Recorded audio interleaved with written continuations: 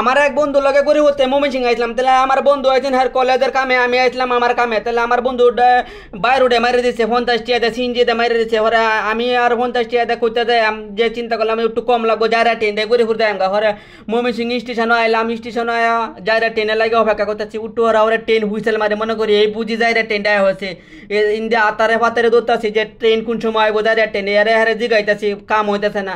তো চিন্তা করতেছি একটু অপেক্ষা কম টিয়া লাগবো, যারা ট্রেনটা ঘুরে ঘুরতে আমগা। কারণ আমার বন্ধুর তো হ্যাঁ মারি দিচ্ছে 50 টাকা আছে, আমার কাছে তো টিয়া পয়সা খুব কম, ব্যবসা বাণিজ্য বেশি, একটা সুবিধাজনক না। পরে চিন্তা করলাম মেলাখন বললাম ফার্স্ট ইয়ার বাদাম খায়া ট্রেনে লাগে অপেক্ষা করি, সময়টা কাটাই।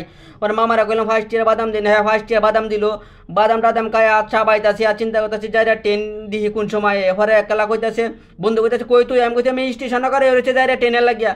পরে দিহি যাইরা ট্রেনে হুইসেল মারছে, আমি কইছি না জানি কি সর্বনাশ করছে আমার তুই জায়গা।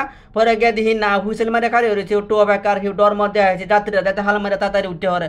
পরে আমি গিয়া হাল মারে উঠতে হলাম গিয়া বগির মধ্যে 2 নাম্বার বগির মধ্যে। পরে যে ট্রেনটা সাইডে দিচ্ছি, পরে একটা ওয়াও একটা পরিবেশ পাইলাম, সেই সুন্দর।